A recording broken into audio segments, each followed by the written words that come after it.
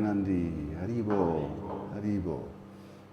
Jai Om Vishnupad Paramahansa Parivrajacharya Astotara Shatashi Shrimad, His Divine Grace, A.C. Bhaktivedanta Goswami Maharaj, Srila Prabhupada Ki Jai, Srila Prabhupada Ki Jai, Srila Prabhupada Ki Jai, Ananta Goti Vaishnava Vrinda Ki Jai, Namacharya Srila Haridas Thakur Ki Jai, Prem Shigaho Shri Krishna Chaitanya Prabhu Nityananda Shri Advaita Gadadhar Shri Vasari Gaur Bhaktivinoda Ki Jai, Shri Shri Radha Krishna Gopa Gopinath Sharmakund Radha Kund Giri Govardhan Ki Jai, Shri Vrindavan Dham Ki Jai, Shri Mayapur Dham Ki Jai, Jagannath Puri Dham Ki Jai, Jagannath Swami Baldev Subhadra Ki Jai, Gaur Premanandi, Haribol, Haribol.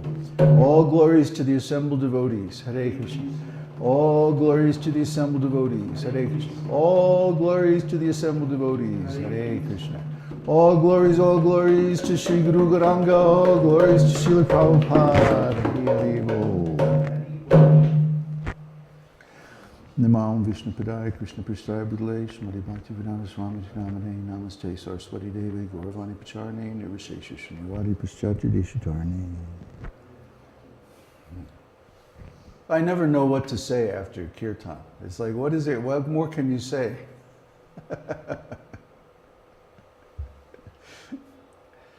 The holy name is everything. Yeah, that's all I can say. Hare Krishna. Hare Krishna. It takes 10 cantos of Srimad Bhagavatam. What is that? A whole shelf of books to explain the meaning of Hare Krishna. So there's so much in this mantra. Actually, all of Radha and Krishna's pastimes are there in the mantra.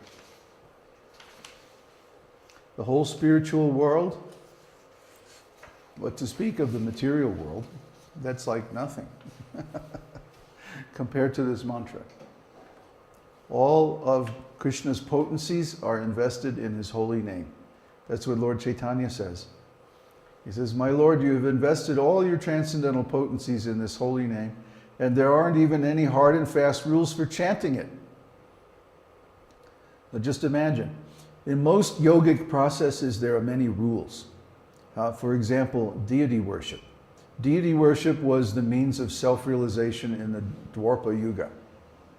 So in Dwapara Yuga, to attain self-realization, you have to get up very early in the morning, 4 o'clock, take a cold bath, outdoors if possible, even in the winter.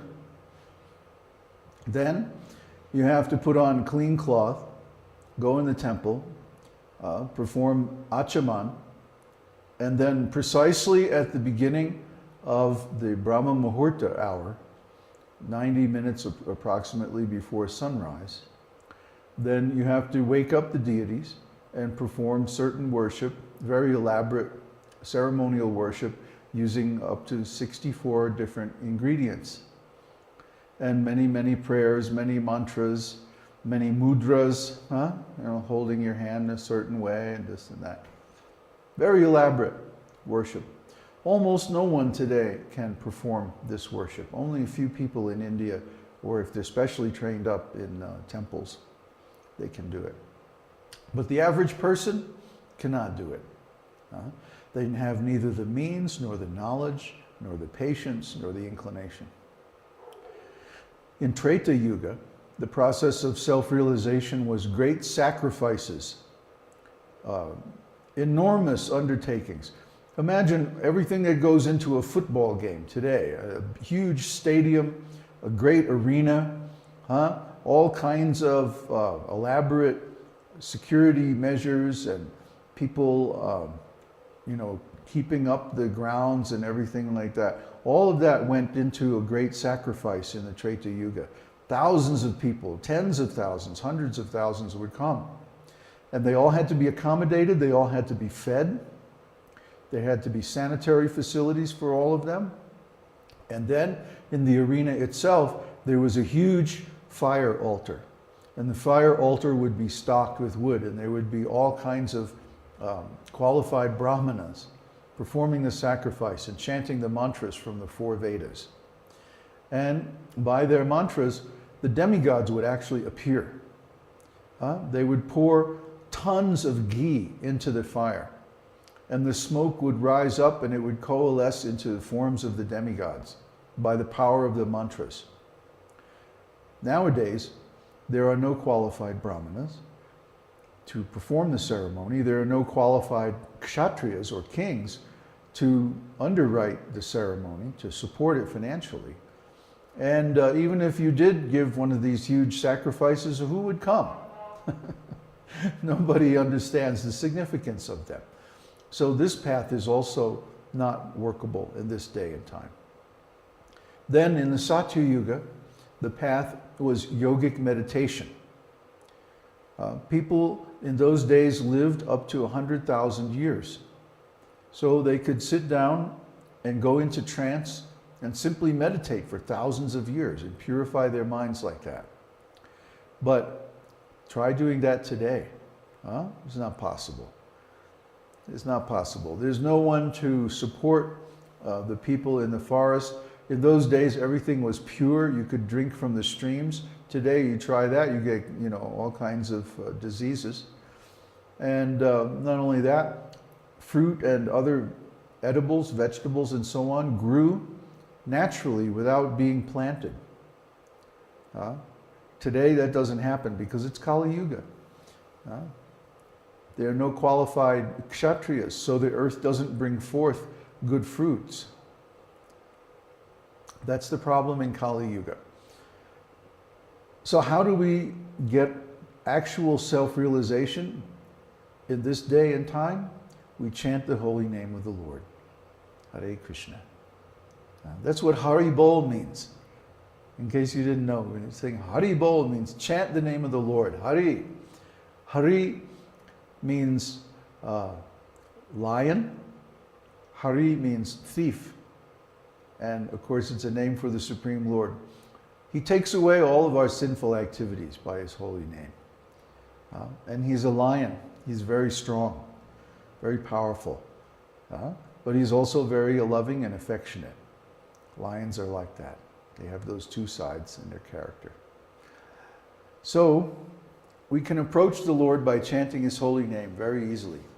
And in that way, we become free from all sinful activities, full of transcendental knowledge, and we become blissful. We become full of ecstasy. Everyone who has participated in a kirtan, they know this. Sometimes the Lord will actually appear in your heart or in your mind by this chanting process. It's very wonderful, and it leads to the highest realization. I can tell you, if you just immerse yourself in chanting 24 hours a day, somehow or other, then you'll get the result very quickly. And that's our process. Everything else is simply to prepare us for that chanting. The austerities that we perform, the regulative principles, the philosophy, the service that we do, it's all just to get us ready for that ultimate sacrifice, that ultimate yogic process of chanting.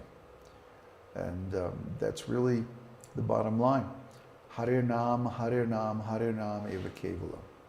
Kalo nastyeva, nastyeva, nastyeva. Gatiranyata. In this age of Kali Yuga, there's no other way by yogic austerities, no other way by great sacrifices, no other way by elaborate deity worship to attain self-realization than to chant the holy name. Chant the holy name even in the offensive stage. Chant the holy name in the clearing stage. Chant the holy name in the perfectional stage.